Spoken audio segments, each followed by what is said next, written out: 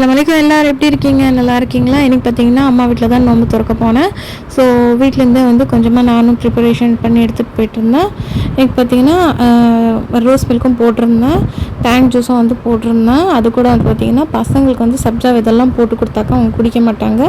அதுக்காண்டி எனக்கு அம்மாவுக்கு மட்டுமே போட்டு தனியாக ஒரு பாட்டில் எடுத்து வச்சுக்கிட்டோம். அது கூட பார்த்திங்கன்னா வடை வீட்டில் தான் செஞ்சது, கஞ்சி வாங்கிட்டு வந்து கோரிலேருந்து.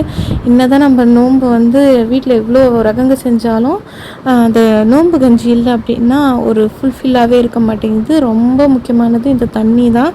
அது முக்கியமாக காமிக்கலாம் இல்லைங்களா? ஸோ இதுதான் எனக்கு பார்த்திங்கன்னா எங்கள் வீட்டு இஃப்தாரு. அப்புறமா பார்த்திங்கன்னா டீ வந்து போட்டு வச்சுருக்கேன். அடுப்பில் வந்து கொதிச்சுட்டு இருக்குது. இதெல்லாம் அரேஞ்ச் பண்ணுற வரைக்கும் டீ வந்து கொதிச்சிடும்.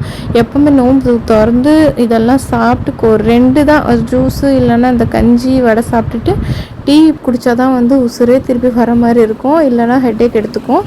அம்மாவும் நானும் பார்த்திங்கன்னா டீ அடிக்ஷனு. ஆனால் நான் வந்து அந்தளவுக்கு கிடையாது. இந்த நோன்பு திறக்கிறது அப்புறமா சஹார் டீ எல்லாம் வந்து எனக்கு ரொம்ப பிடிக்கும். என்னோடய வீடியோ பார்க்குறவங்களுக்கு நல்லாவே தெரியும்.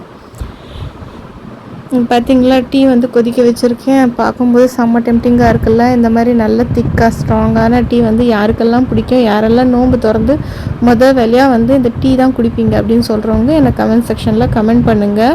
நான் பார்த்தேன்னா இந்த ட்ராவல் டைமில் ஊர்லேருந்து ஊருக்கு போய் இறங்குற வரைக்கும் பார்த்திங்கன்னா போகும்போதும் சரி, போய் சேர்ந்த பிறகும் சரி, வீட்டுக்கு வந்த பிறகும் சரி, நான் இந்த டீ தான் வந்து வேலையாக போட்டு குடிப்பேன். எனக்கு அந்தளவுக்கு வந்து பிடிக்கும்.